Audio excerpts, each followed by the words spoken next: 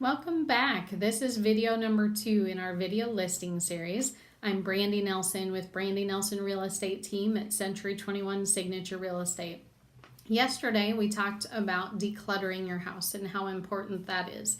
Today we're going to dive right into big repairs. Big repairs I would consider roof, siding, windows, carpet, flooring.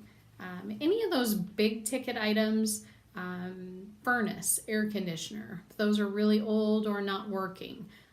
Roofs can definitely be a problem. Some of those big items, let's take out carpet for now. Let's look at siding, windows, roof, furnace and air. Those are big ticket items. They're not necessarily fun for a buyer to replace. It's not like anybody's going to see your new furnace or air conditioner. So you don't get that instant gratification or people supporting your, hey, that's an awesome furnace you bought type of comments. It also plays a big factor in financing for a lot of buyers. The government-backed loans, USDA, FHA, VA, and some conventional. Conventional tends to be a little bit easier to work with, but the others, they have very strict guidelines on what they can accept.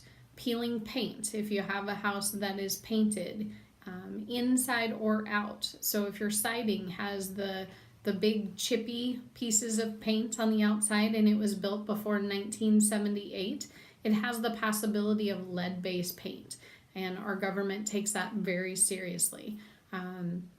That can hold back the buyer being able to get financing on your home.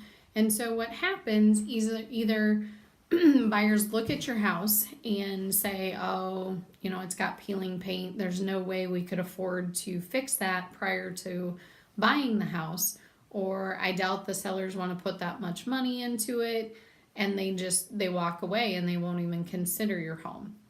Or you'll get an offer and it's subject to them being able to get financing through USDA, FHA, or VA, and then when the appraiser comes through, they'll note that you have chipping paint and that it has to be repainted and dealt with, and then the whole deal falls apart and both you and the buyers will be upset.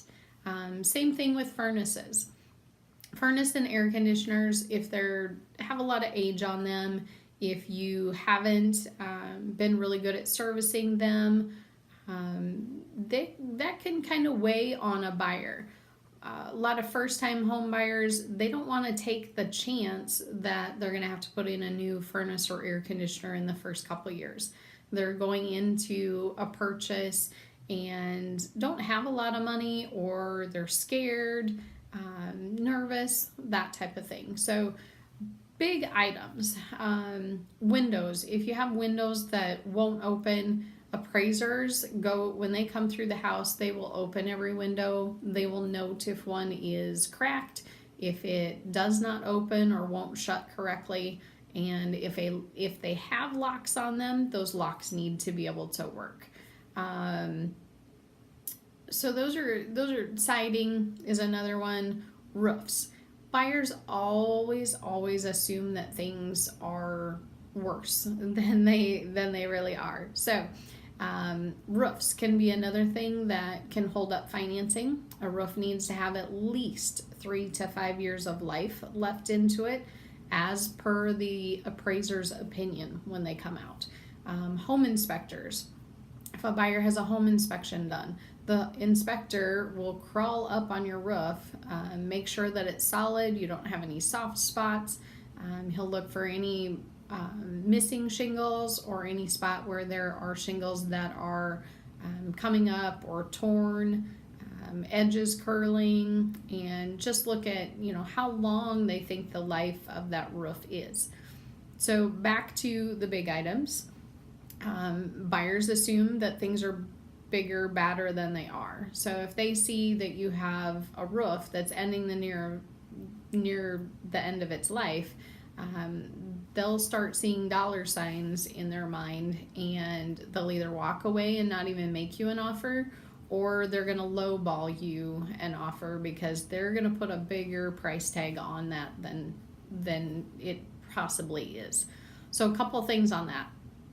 Highly suggest, if you can, go ahead and do those big items. I know it's not fun to fix up your house just so that somebody else can buy it and live in it. But those items, they'll make a big difference on the saleability of your house. Whether that is through the eyes of the lender, the appraiser, and even a buyer. Buyers love houses where they don't have to do those big items that aren't fun. If you do not want to or can't do those big items before you sell the house, highly suggest getting a couple of bids, not just your favorite contractor or your favorite roofer. Get several bids. Have those bids available. Laminate them so that buyers don't run off with them, but have them available in the house during showings. Carpet. Say your house needs new carpet. You don't want to pick something out because it'll never be what the buyers want. Go ahead, get some estimates. Get an estimate for new carpet. Actually get the sample of the carpet that you priced out. Have that written bid and that carpet sample on the table so that buyers can see it. They then know that you're serious about giving an allowance for that. They know that it is possible, the bid is real, and they actually see the quality of the item. A lot of times buyers will assume, oh yeah, they're just going to price out crappy carpet. We want something better. Just make sure that it's there, they can see it. Things that are visual and that buyers can actually touch are huge. Makes a big deal on the way their mind works and if they think you're serious on those items. Get estimates, samples. Consider a home warranty. So home warranties have become way more popular in the last few years. A home warranty is a policy that will cover the buyer for the first year that they own the home. So from the day that they purchase the home through 1 year, that covers the big items, the furnace, the air conditioner, appliances, covers some plumbing issues, mostly those big ticket items, the appliances and the furnace air conditioner. There's a lot of different companies. There's American Home Shield, Home Warranties of America. There's a plethora of options.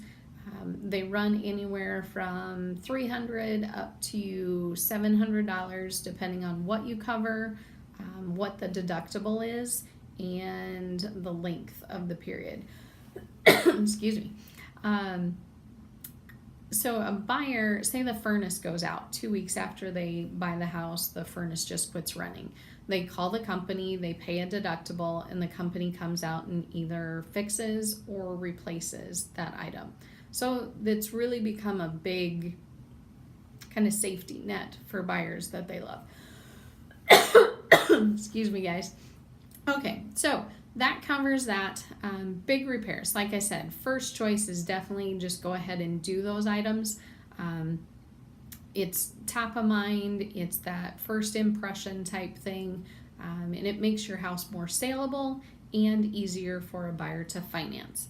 If you can't do those items, get estimates, have them available, have samples if it's something where there's a choice, and have several estimates. Make sure they're available, make sure they're visible to the buyers, and consider offering a home warranty.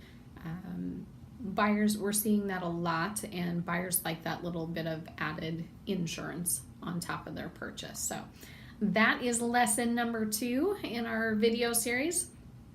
Tomorrow we'll be coming at you with some information on small repairs, but we've covered the big items and we've covered decluttering. So you have a lot of work to do. And as always, if you have any questions, feel free to reach out and I will talk to you soon.